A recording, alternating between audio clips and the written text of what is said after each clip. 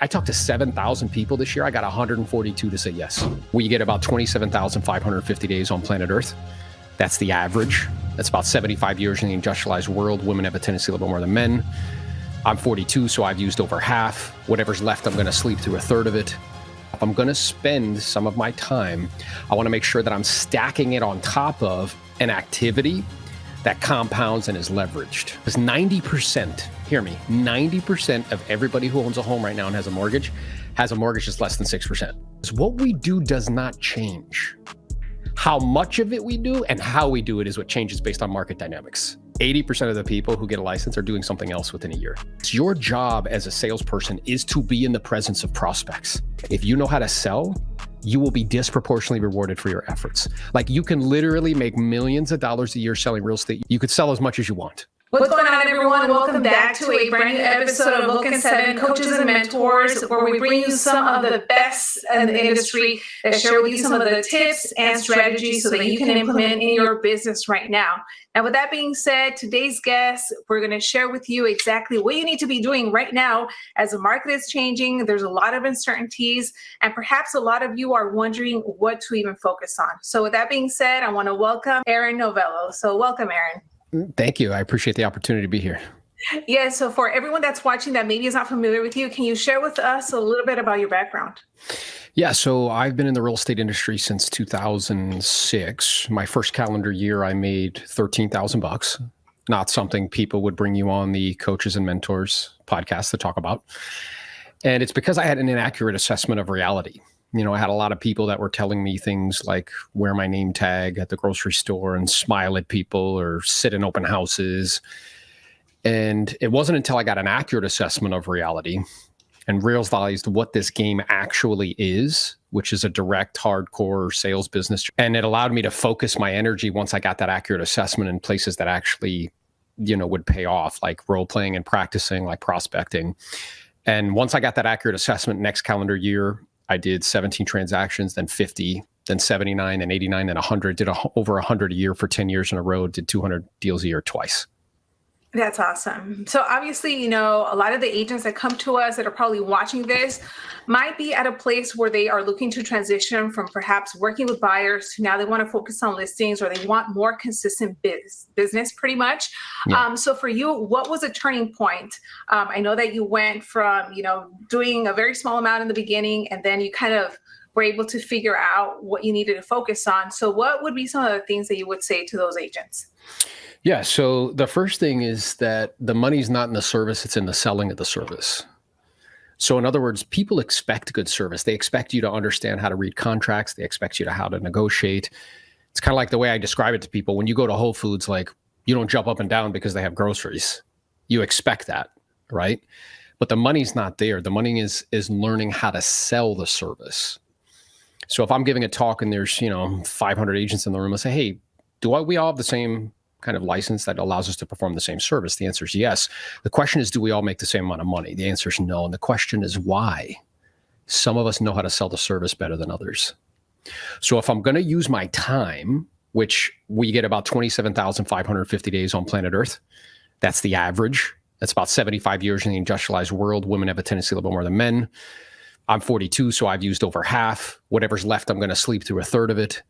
So that whole exercise is just to demonstrate there's not that much time. So if I'm going to spend some of my time, I want to make sure that I'm stacking it on top of an activity that compounds and is leveraged, right? And in our game, learning how to sell, learning how to have sales conversations, prospecting, and taking someone that you don't know and then them deciding that they want to sit down with you and have a conversation, you pre-qualify that, handle objections, get a contract signed.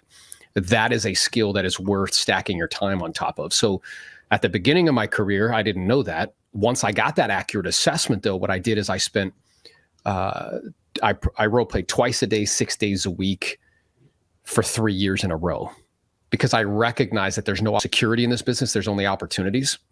So if I can get my skill set to such a degree that if there is an opportunity, I'll be able to execute on it. I've just created security for myself and my family. Yes. So that's the first thing that I would say. And what I would propose is when a marketplace is great, it masks incompetency. And I mean that lovingly. Like in a previous market, you could be a rum-dum, show up in flip-flops and make 100 grand.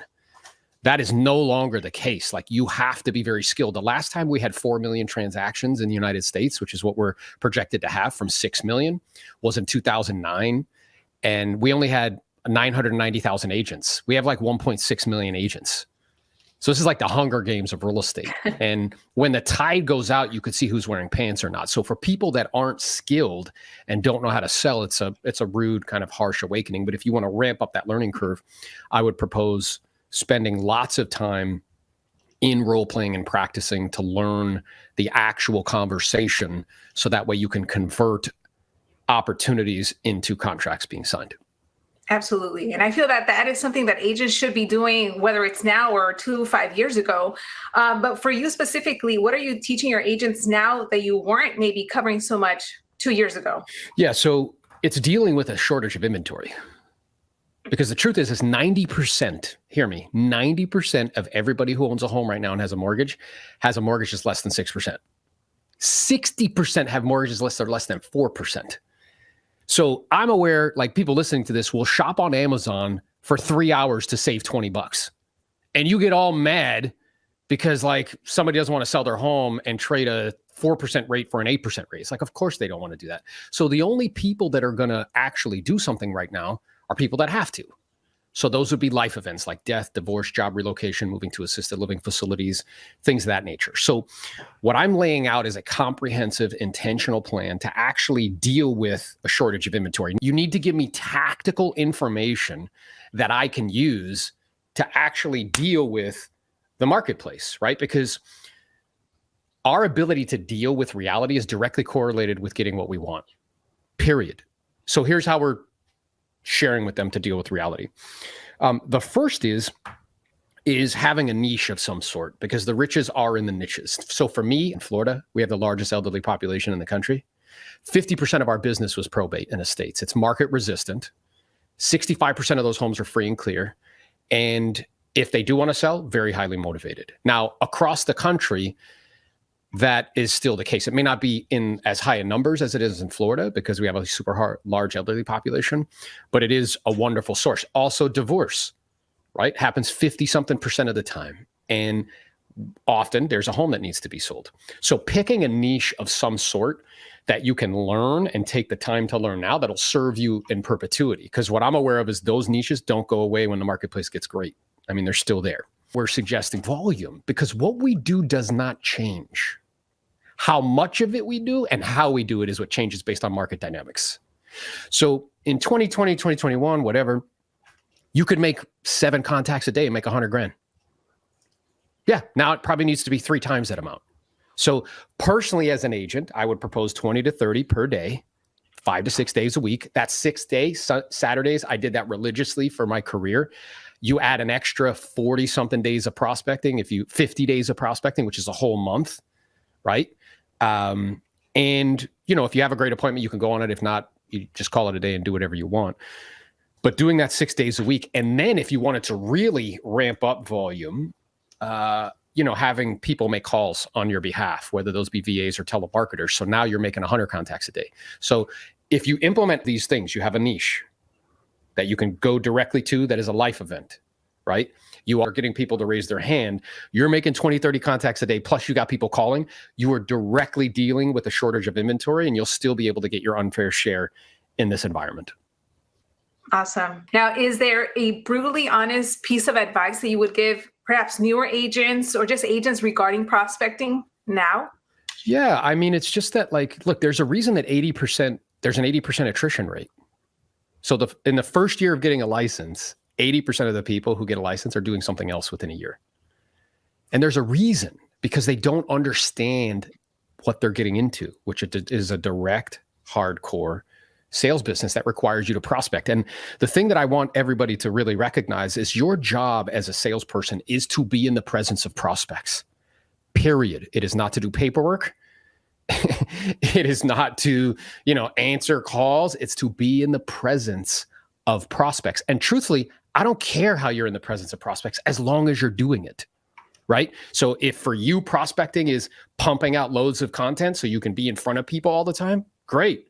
If it's banging on the phone and prospecting 6 days a week and making 20, 30 contacts a day, great. My suggestion, do both.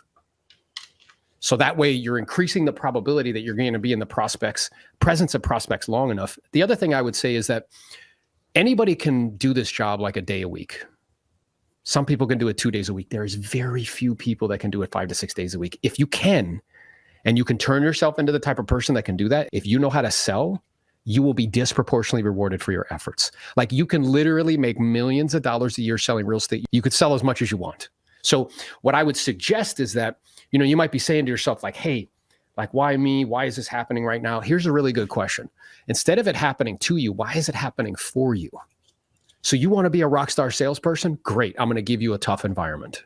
And it'll force you to get faster, quicker, stronger. Because what I didn't mention in that intro is in 2007, my mom had a brain bleed. And I shut down my business and moved marketplaces and started over from scratch. And then 2008 happened, which was an absolute collapse. Not what we're experiencing now. This is like a little blip. That was, financial institutions going out of business. That was 40% of everything on the market was foreclosures. And prices were going down 30% a year, right? So what I'm aware of is I would prefer that not have happened to my mom. At the same time, you know what that forced me to be? Faster, quicker, stronger from a mental perspective, better at prospecting, because I got thrown into an environment where everybody was running for the hills and telling me like, hey, this is like the worst time to be selling real estate, when in fact, I grew my business by 25% year over year. And it laid the foundation for, doing thousands of transactions moving forward. So for agents that are maybe looking to transition from being buyer's agents to now solely focus on listings, what would be some of the first steps for them to start to take? Yeah. So one is they have to really make a decision. So it means to kill off any other option, right? So they have to decide, this is what I'm going to do. So to give an example, once I made that decision, I didn't even own an e-key for 14 years. I couldn't even show property, even if I wanted to. It wasn't even an option. I didn't even think about it as a way of making money. The only thing I focused on was prospect, lead, follow, go on appointments, negotiate deals. The only way I personally earned income was through listing property and selling. So you have to make a decision, not like this, oh, I'm going to dabble with it because I kind of have to right now. It's like, no, this is because it's going to require a lot. When you think about it, there's 20,000 agents in the multiple listing service, and there's only 100 in my multiple listing service. There's only 100 that do over 20 million in volume. That's it. So you have 20,000 people competing for 100 jobs. So if that's what's true, it's like, okay, what would your schedule look like? Would you be a listing agent or work with buyers? What would your, kind of regiment be with how you take care of your body, and what would your regiment be with what you're reading and how many books you're reading? If I was to look at your library, would I say hey, you're a serious student of sales? Or would I be hey, you're a serious student of the Kardashians? What are you focusing your time and energy on? So the first one is make a decision. The second one is you have to ramp up the learning curve, because the challenge is that with working with buyers, there's very little rejection. Mm-hmm. And if you're going to work with sellers, you're going to need to get a PhD in rejection. You're going to get rejected. I remember standing in front of a room of people. I was giving a talk. I'm like, yeah, I talked to 7,000 people this year. I got 142 to say yes. And everybody looked at me like, oh my God. I'm like, yeah, you're just not willing to hear no that many times. So you have to recognize that that's what's true, but you also have to ramp up the skill, because at first you're going to have to make at first I had to make 200 contacts to set one appointment. Mm-hmm. Where now I could be on the phone and make 12 contacts and set 2 appointments. So you have to ramp up the skill set, really practice. I would get into a role play group. We have one. I know other people have one, but I would get proximity to somebody who can get you connected, get you the scripts. And then you got to start be in the presence of prospects, however that is, whether that's knocking on doors, calling people, start making those contacts. I would record what you sound like, send it to somebody like a mentor or a teacher or somebody who can give you some feedback as far as what's going on and how you can improve. And then, if you do that, if you sincerely do that and you're making between 20, 30 contacts a day, you're going to you don't have to be good. You just have to be there. Like you're going to set an appointment. Every squirrel gets a nut. You're going to bump into somebody and then you'll be off to the races. And something that you mentioned a few minutes ago was you have role play and also the proximity to someone that has already done it or is doing it at a high level. So go ahead and tell us about your coaching or programs that you have to help agents in case anyone that's listening is interested in joining that.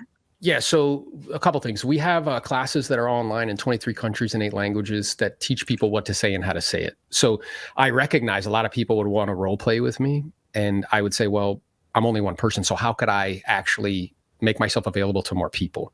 And that's where those courses came from. So whether it's for sale by owners, expires, I did 100 deals, 75 were expireds one year. Pre-qual, the actual listing presentation, handling objections, presenting offers. You get all 7 of those in a bundle. That's a course online that you can watch whenever you want, as frequently as you want. There's no limitations. We also have a role play group that guarantees a role play partner 5 days a week. All they have to do is just show up. We handle all the scheduling for them. If they don't show up and they don't give us 24-hour notice 3 times, we kick them out. And if they pay us and they don't show up and give us 24-hour notice, we still kick them out. We don't give them their money back because the strength of the group is based on the consistency of its members. And what I've done is I've recreated the same environment for myself, which is where I role play twice a day, 6 days a week. So we have one in the morning at 7:30, which is for setting appointments. And we have one in the afternoon at 11:30 just for the listing presentation. Because you can't get good at something you don't do all the time. You should not be practicing on potential listings because they're worth too much money, 10, 15, 20, 25,000 bucks, right? And then we have a group coaching call that I lead as well, which is for an hour, once a week via Zoom, where I hop on and add value and, share with people skills, mindset, systems, things of that nature to help them to be as successful as they possibly can. Awesome. So is there a website where people can go or how can they find you? Yeah, aaronnovello.com. Okay. There you go. So Aaron, thank you so much for all of the information that you've dropped today. I know that a lot of the agents that are watching this will now be able to implement a lot of the tips and strategies that you mentioned. What would be the last tip that you would leave everyone watching just so that they can go out there and start doing? Yeah. So I think really recognizing that this is like an enormous opportunity. So you might as well take full advantage of it. There you go. Awesome. Well, Aaron, thank you once again. We're going to make sure to put all of your links in the description box below. So with that being said, thank you everyone for watching and we'll see you on the next one. Awesome. Appreciate the opportunity. How to make 6 figures your first calendar year selling real estate. So this information is going to be good for new agents. It'll also be great for